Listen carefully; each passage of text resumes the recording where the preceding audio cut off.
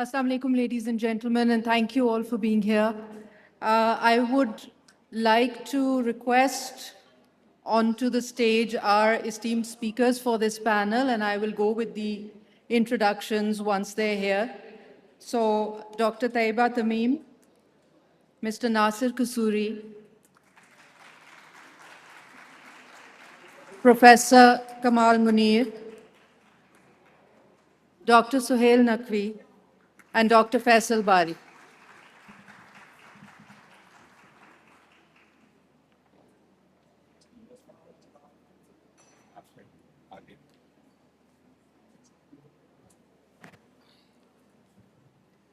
Thank you so much for being here and for tolerating the little bit of chaos and delay. And thank you to everyone in the audience for being here. I'm going to go over the introductions of our speakers, and I have to preface this by saying that it is very difficult to shorten these introductions in the interest of time, because we have very, very senior people here who are very, very accomplished, and so there will be oversights. I apologize for that. Starting with Dr. Tayyaba Tamim. She's the Dean of the School of Education at LUMS, where she leads academic, research, and policy work on social justice, equity, and language in education. She has led significant national and international research collaborations and is recognized for her contributions to inclusive and socially responsive pedagogy. Alongside her research, she teaches across graduate programs and serves as a key resource for HEC and PHEC in faculty development and teacher training. Mr. Nassir Kasuri is the Executive Director of the International Division at the Beacon House School System and CEO of the Beacon House International College, which offers transnational degree programs in collaboration with leading universities in the UK. He also heads Beacon Energy Limited and oversees Homebridge, Beacon House's online school, which is expanding access to quality education. He chairs the board for Teach for Pakistan and is a member of the UNICEF Pakistan Advisory Council. Professor Kamal Munir is the Senior Pro Vice Chancellor at the University of Cambridge and Professor of Strategy and Policy. His work has been published in leading academic journals and cited widely across global platforms, including the Harvard Business Review, BBC, CNN, the World Economic Forum, and the Financial Times, among many others. He has advised public and private sector organizations internationally and is a fellow of Homerton College and academic director for the Center for Strategic Philanthropy. Dr. Sohail Naqvi has over 3 decades of experience across academia, government, and industry, with a long-standing focus on institutional development and the socio-economic impact of higher education. He is currently Director EdTech at TMC and chairperson of Knowledge Streams, where he leads initiatives to build talent for the AI economy. His previous roles include Vice Chancellor of LUMS, Founding Rector of the University of Central Asia, and Executive Director of Pakistan's Higher Education Commission, positions through which he has contributed significantly to the evolution of Pakistan's higher education landscape. And Dr. Bari. Dr. Faisal Bari is an economist and associate professor at LUMS, where he holds a joint appointment in economics and education. He has held several senior research and leadership roles, including CEO and senior research fellow at IDEAS, Executive Director of the Mehboob-ul Haq Human Development Center, and visiting assistant professor at Yale University. A Rhodes Scholar and a long-standing columnist for Dawn, his work spans the economics of education, social protection, and development. He has also authored Educational Conundrums of Pakistan. So, with that very, very heavy panel, Nassir, I'm going to start with you, Mr. Kasuri. If higher education is to remain relevant in the future, what's one practice that we should let go of? Well, I think, death by PowerPoint is one practice we should let go of. Knowledge now has become commoditized, right? It's available to everyone, with a very basic level of education anywhere in the world. So, I mean, in order for universities to really survive, universities and colleges, they need to offer more than knowledge. And I believe that there is much more to be offered by universities. I found the opening panel very interesting in some of the conversations that were being had there. So I think whether it's tertiary education or K to 12 education, there needs to be a greater focus on skill development, skills like communication, collaboration, interpersonal skills, research skills. We have to teach students to be empathetic and to co-create with AI in a manner that brings their own intrinsic human values into the creation process. So I think traditional didactic, teaching death by PowerPoint really is going to have a very, very limited future. When I go to our colleges, my students, I just recently had an interaction, they actually say this now. They're like, why are we sitting in class and looking at PowerPoint presentations? We can just see these at home, and in fact, AI can teach us this stuff better. So, there's a lot else that can be done. And I think universities have to very quickly start doing it in order to survive this transformation. Thank you. My question, sort of as a follow-up, I would say, is many countries are seeing declining enrollments in higher education, and they're seeing funding cuts around the world. So what do universities need to do to evolve? And this is Professor Munir. Would you like to comment on that? So I don't know if I have, sort of one answer to that, Sara. But if I can just sort of, go back to, the question to which this is a follow-up. And then, as Nassir was answering that question, I was thinking, what do we mean by relevance, right? I mean, what role do universities actually play in society? And is it skill development, or is it inculcating the ability to think critically and do science and so on? So which one do we actually want here to stay around? And which one are we prepared to lose? And I frankly, sort of think that while there is a role for skill development and so on and so forth, universities also need to remain a little bit of an ivory tower as well, to actually enable students to debate, to discuss the big questions, and which may not be immediately relevant, although they tend to be one way or the other. There is always some relevance, but somebody, if not in universities, where are we going to discuss those questions? Right? So I think that in itself needs to stay, is a capability that needs to stay. As far as skill development is concerned, right, universities are going to face a lot more competition in that field. So there are going to be lots of online platforms that are going to emerge. EdTech, right, is a whole space that has boomed over time, and they're going to teach you skills. And employers don't really care very much anymore whether you learned a skill at a university or somewhere else, as long as you have a skill. Right? But what only universities can do is the more abstract and developing you as a person. Right? As far as declining numbers are concerned in the university, that's not true universally. Right? We are certainly seeing a lot more applications. We saw a lot more applications, and including from a number of students who were going to go to the US, for example, and started applying to UK universities. But geopolitics, the resurgence of far right, that has had an effect on whether people feel welcomed in a lot of Western universities or not. So it's not that people don't want to go to universities any longer. It's that it's becoming more difficult for people from the global south, for example, to access those universities.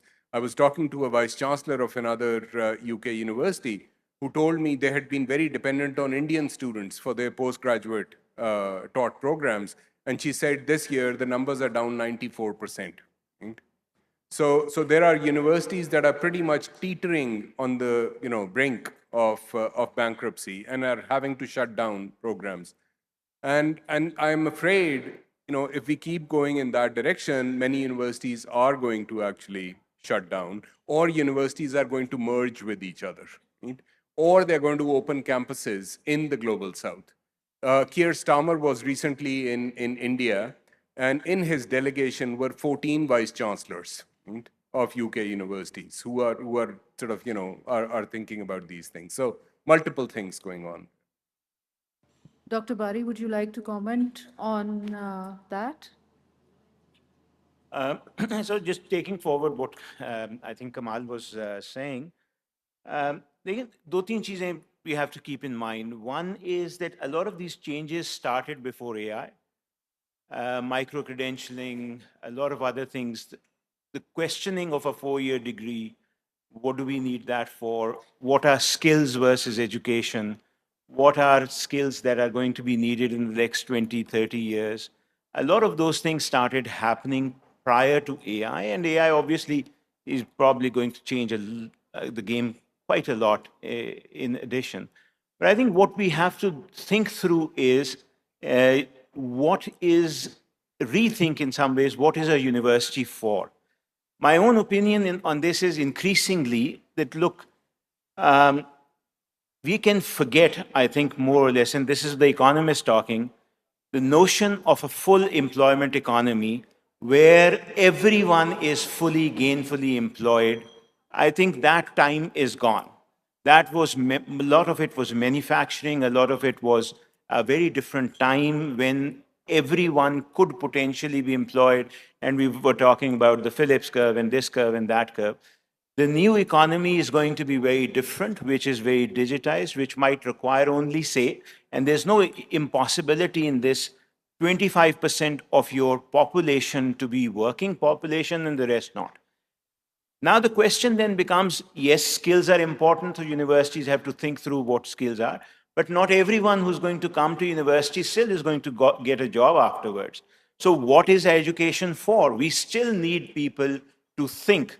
We still need people to communicate. We still need people to dream. We still need people to be a philosopher in the afternoon, a fisherman in the evening, or whatever Marx had talked about at that time.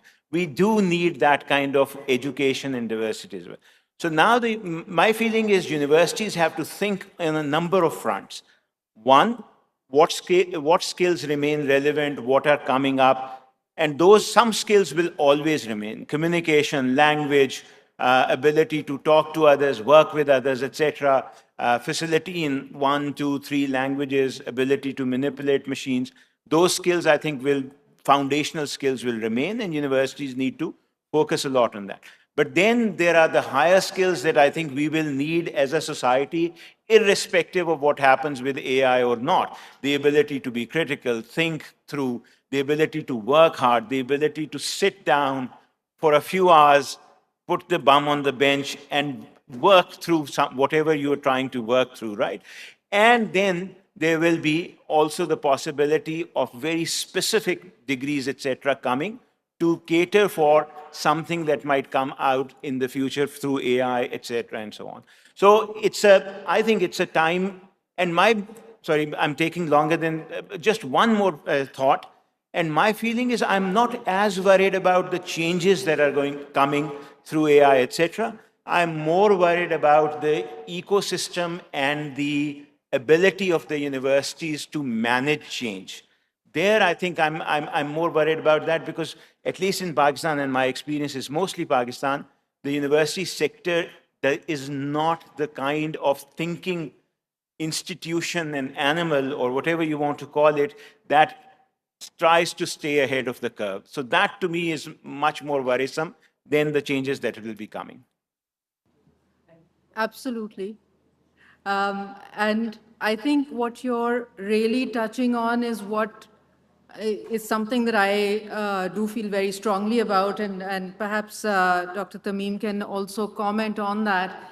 We talk about the global south, yes. We also need to acknowledge there are souths within souths, even locally. And so when we talk about equity and access, we have to also address those areas that perhaps maybe universities and gender.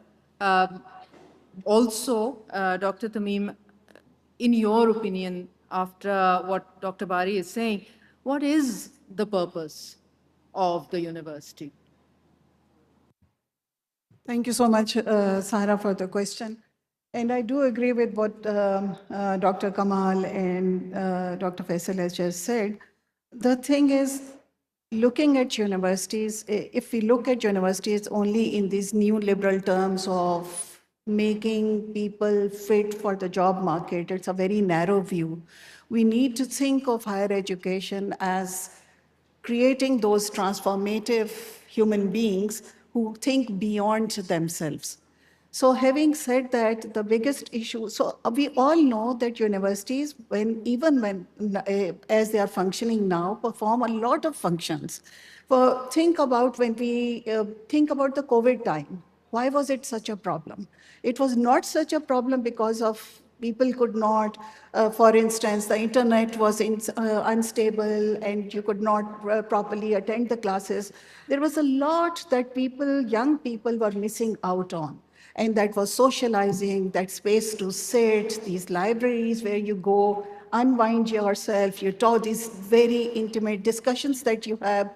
So the problem is that universities always have to think bigger, not problem, but I think the role of universities is always to think bigger, not just to prepare people for the market, but to see and sort of deconstruct it, how markets are sort of like built up. So to challenge the inequitable structures. And to think of that, I really, I agree with Dr. Bari, but the problem with universities are, and especially with senior people being in there, is they are notoriously conservative. So there is a lot of upskilling of the faculty that is needed. There's a lot of like embracing of AI. There's a lot of critical digital literacy that is needed. There's a lot of voice of local voices that need to be included in this AI. So AI data is as good as we are. So we generate knowledge and then sort of AI computers sort of like connect with each other. They produce, reproduce, whatever. But the problem is, and I always raise it with the AGC also, and there was this point raised about use of Urdu. So the thing is, how much knowledge do we have in Urdu? So what is wrong with when you have these AGC recognized journals, do them in English, but also have a kind of, what do you say, allow people also to add their papers in Urdu. So if there's no knowledge generated in Urdu language, how will it find how will we find this local space within AI that we can sort of like present or engage our young people in?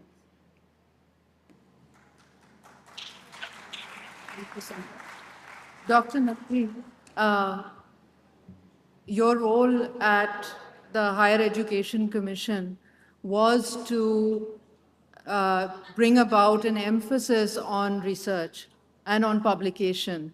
The critique of that is to also the publish or perish kind of culture, but that's a global sort of critique. Nonetheless, within Pakistan, you brought a lot of research and publication as a requirement for university faculty. Now, where do you see that headed, given how much content is generated by AI? And the fact also that AI is using existing, what it does with the data crawl to capture what already exists and then sort of respout that in different forms. So where do you see this culture of publication going? I think first I will address the first comment you made that at HEC the role was to promote research. I think the role was for higher education to occupy its place in the country, because I feel higher education is your sovereignty. We start with the colonial mindset. We think that we are going to get something from outside. The other people are superior. We are not able to do anything. And the goal was to break that. And I think that there is no better example than what happened in the recent conflict with India, in that technology that was developed in Pakistan demonstrated that it could be at par with the best in the world. Now, a lot of people have written it off as, well, they bought this tool or they bought that tool, but that wasn't the case. This was an entirely home-developed technology built by Pakistanis in the environment that exists over here that demonstrated how you could take on the best in the world. This can happen across any and all fields. And I feel as a country, we are far too much in awe of what the world has done. And all we do is we buy toys. That's our, so we've turned into a trading nation. We don't make anything. And I feel that the role of higher education is to demonstrate to them, look, this is something where we should take ownership and we should take and go on with it. And that is where research plays an absolutely crucial and critical role, because the issues that you are facing are of a unique nature. I was overseeing a presentation by a university, by a department of physical therapy in the South. And there was a department of physical therapy, and then there was a department of nutrition. And so you looked at, you say, nutrition, okay, what are Pakistan's biggest issues at this time? And you say, well, okay, it is, first of all, stunting is an issue. And the second one is diabetes. So what role can nutrition play in that? Now, that opens up an entire world of research that in that area, with that environment, with the prices and economic conditions, what is the optimum solution that knowledge can deliver for you? This is not something that a University of Catalonia in Spain is going to be figuring out for you. Same is the case as far as physical therapy is concerned. What are our needs? How does our culture, for example, focus on the women being only at home? And what impact does that have on the physical nature? Because we are a mechanical being after all. So the translation of knowledge to your current environment, this is the role of the university, and it's also a role of university to demonstrate, look, we can look the world in the eye and we are the best that there is. Professor Munir, any comments?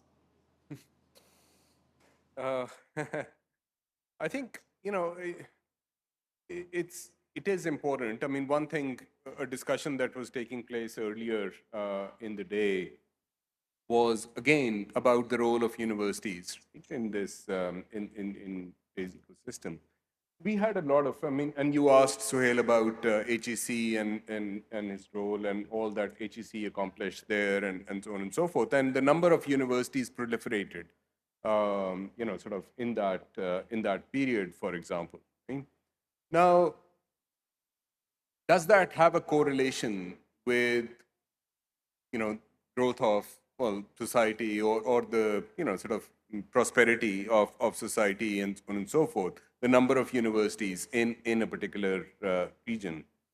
I personally don't feel that there is a very strong correlation, because you can create a number of universities and it's no bad thing, right? I mean, so we are all academics here, and so we we want there to be universities.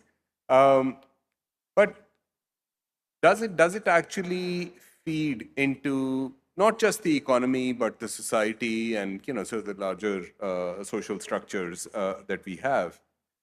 So that ecosystem also needs to be, I mean, a lot of people in these discussions, they say university is the beating heart of the system and so on and so forth. So sure, but for the heart to be useful, the other organs also need to function. Right? Otherwise, it's really no good having a beating heart. And that ecosystem is also something that we need to. So when we talk about universities, we need to talk in a larger perspective.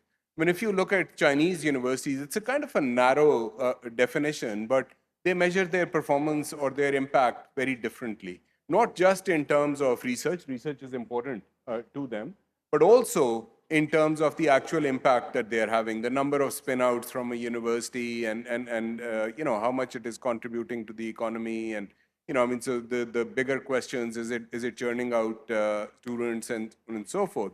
And for the longest time, I didn't see any papers published by the Chinese, right, in the top journals of many, many fields. That did not stop them from progressing. I didn't see many papers being published by the Japanese in the top global journals, and that did not stop them from progressing. So I kind of agree that, it needs to be an indigenously thought through system in which we look at universities and form our expectations of universities and hold them up to those things. Excuse me, Mr. Kasuri, Nassir. A question that I'm sort of mulling over, there are a bunch of questions, obviously, but one of the ones is, are we just hanging on to the notion of a university as this sort of nostalgic relic? Or are we ready to rethink it entirely with its purpose, whatever that purpose may be, whether it is creativity or dreams or, a stamp that allows people to get a job, whatever the purpose may be, knowledge creation, production, dissemination. What are we hanging on to here? What do we need to unravel? Do we? Yes. Yeah, it's an interesting question, a difficult question. I think there's obviously some history and legacy there that we're trying to hold on to. But I do think, I would agree with the other panelists. And again, going back to the panel in the morning, a lot of what AI does is kind of rehashing existing knowledge in really well. I think that AI can rehash and manipulate existing knowledge more effectively than most humans can. So which is why I feel that didactic teaching is something which has much less value now, even though certain base knowledge is important. But new knowledge creation is important. One thing AI cannot yet do is effectively create new knowledge. I think that role for now is still relevant. Maybe in the future it will not be relevant. So insofar as that's concerned, in the university's role in creating an atmosphere where people debate and come up with new ideas based on existing knowledge, that is an incredibly important function that we still have to perform. Now, the day we no longer have to perform that function, I think we have much larger existential questions to ask than should universities exist. I think we will then have to ask, does humanity have any relevance left in general? So, that role is very much there. And I think, the more mundane elements of, let's say, being a conduit for employment, I think there's a role to be played over there as well, because, when you speak to employers, they talk about, students lacking, interpersonal skills, communication skills, collaboration skills. I do think that universities also need to start focusing on the more mundane aspect of developing those skills. And Dr. Kamal spoke about universities having a lot of competition in the future in the space of skills development from online courses, which I agree to quite a degree they will, but there's some skills which are best practiced and developed, face to face, in person, in a human environment, collaborating in a group, working in a group. I know you can collaborate and work online as well. I found it to be less effective. Human to human interaction is better fostered, I think, in a physical environment. So I think there's certain elements of skill development that a physical space can still be very useful for. Now, whether you call that space a college, a university, or something else is a separate matter. But I think the physical space in itself can be useful in the process of developing skills, attitudes, and aptitudes useful for employment in the future. And those, though they've always been important, I think they're going to become even more important in the future, because a lot of mundane, repetitive work will just be outsourced by organizations to AI in the first place. So, the people that people will anyway want to employ will be those people who can bring some element of human ingenuity and thought into the productive process, right? So, in my opinion, physical brick and mortar is still very good at developing those sort of human beings and attributes. And I think at least for the foreseeable future, it will remain so. But, these days things change exponentially quickly. So whether that's still the case in 10 years from now, I'm not sure. But yeah, in a nutshell, I think there's more to universities than just historical legacy that we're holding on to, at least for now. Yeah. So I don't know what we're doing for time. Are we all right for time? Nonetheless, Dr. Bari, I saw you taking some notes. Would you like to comment on what's being discussed here? Sure. So two things to think about. One is that production of knowledge, which we've talked about, that a university will continue to do. People will continue to have places where research is done and so on, whether that's, you call it a university or whatever is.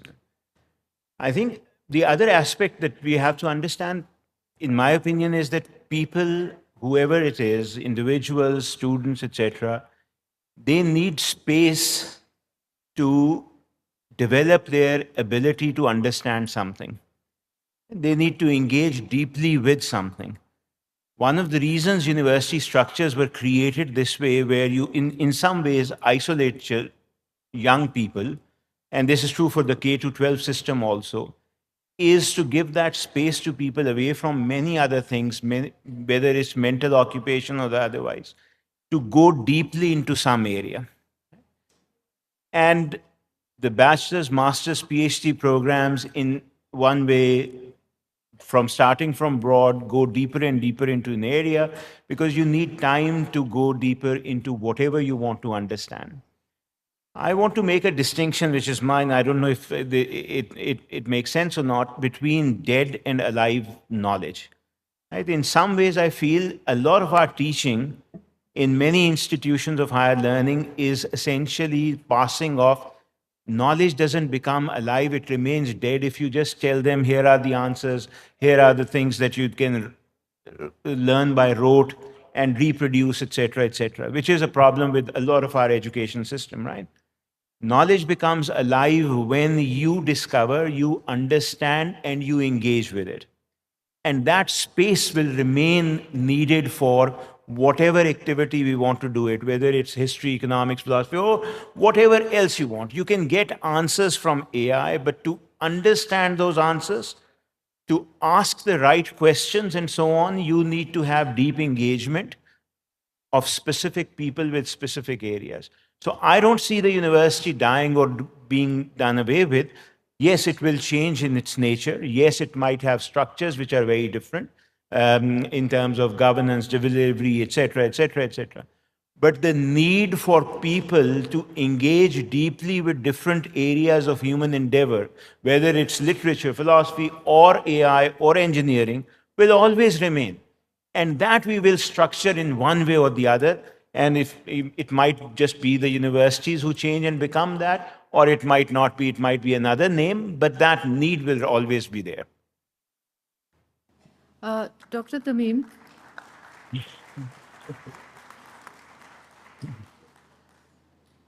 I am sort of, having taught, having done a number of things, we put a lot of pressure on students when it comes to things like plagiarism.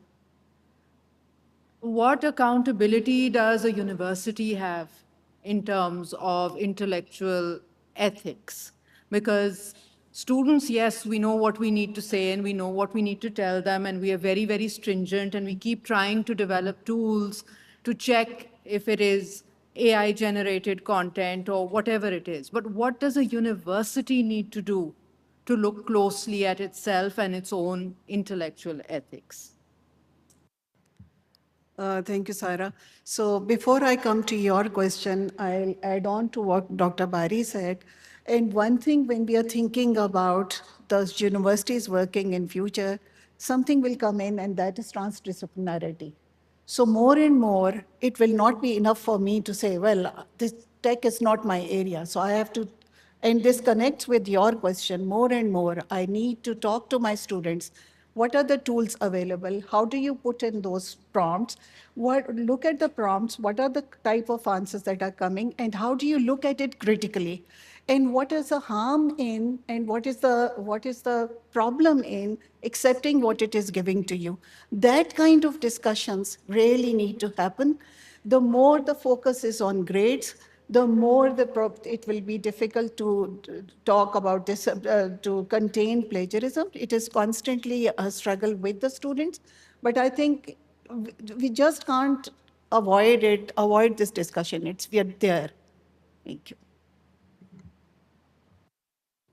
I think one of the things that I am reading and getting a little perhaps alarmed about or fascinated about is the fact that we're asking questions about knowledge, and is AI sort of collectively dumbing down humans?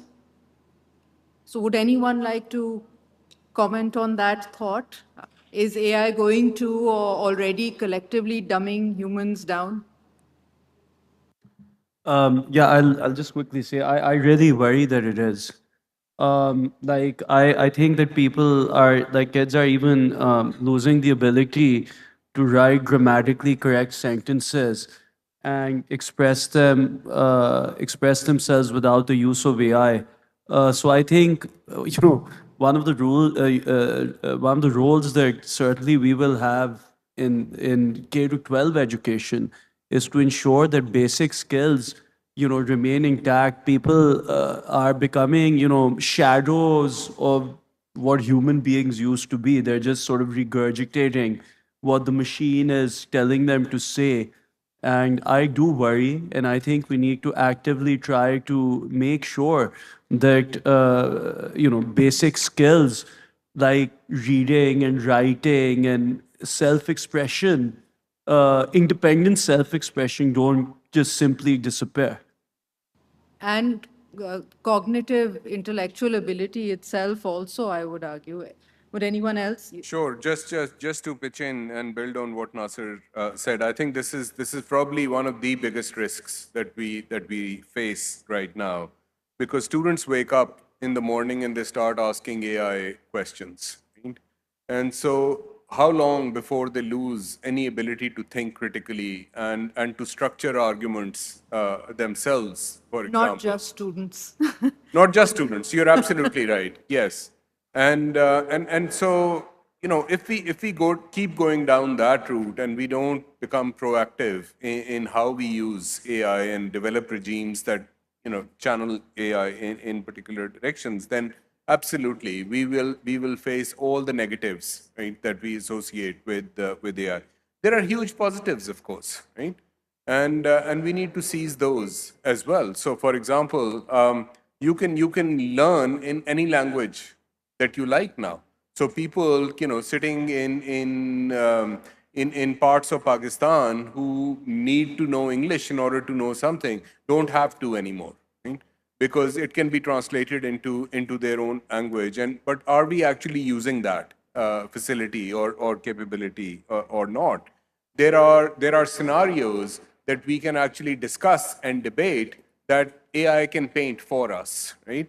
So, for example, you can put yourself in the shoes of, I don't know, Muhammad Ali Jinnah after the 1937 elections, and thinking, okay, you're Jinnah, this is the election outcome, what do you do now? Right? And so the kind of questions that we really can't answer without AI now, but AI allows us to ask those questions. Are we going to use AI to ask those questions or not?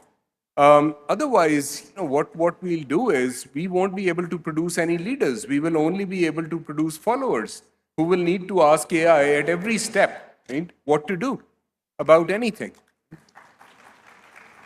Sara, yes, there is that danger, but it depends on how we use AI, right? It's like so you're giving a lot of agency to AI when you're saying, is AI dumbing us? No, it's humans who will be dumbing ourselves if we don't use AI right? It's not the motor car that allowed more obesity to come, right? It's how you use the motor car that means whether you go to longer distances, do more, at the same time hit the gym or not. So it's exactly how you use that tool which will decide, and that's a collective decision that we have to take. The danger is that if we don't design institutions well and let, say, competition and market, etc., drive everything to the lowest denominator, then yes, there will be more problems. Sara, I'd just like to draw an attention to, I think, an overlooked element. We've talked about universities and what they are. So universities at their heart are basically teachers in a nice environment, teachers of all different areas. And whether there is AI or not, the focus is on the educator. That relationship is what determines what education is all about.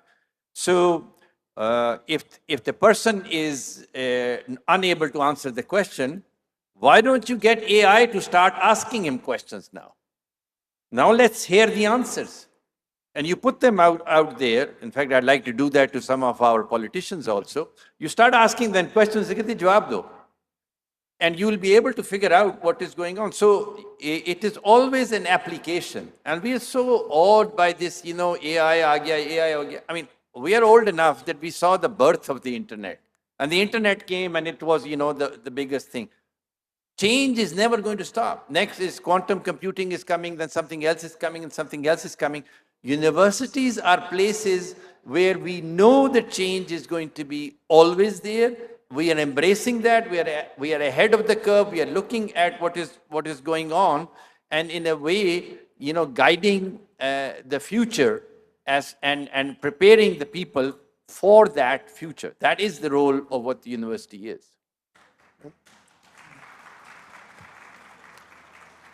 So a very quick comment over here. So while I agree with Dr. Kamal that you can learn a language with AI, I really worry in terms of our Pakistani context that with the given poor English language proficiency, English is going to become even more important. It's going to create a lot of exclusion. Not because it's on the one hand, you really need to sort of like increase English language skills. That is one thing. But you can't challenge what is written in English unless and until you really understand the spirit of it. So it's very important to see how your local language, what you want to say, is actually connected with what AI has produced. So this disconnect has to be addressed through language awareness programs and everything.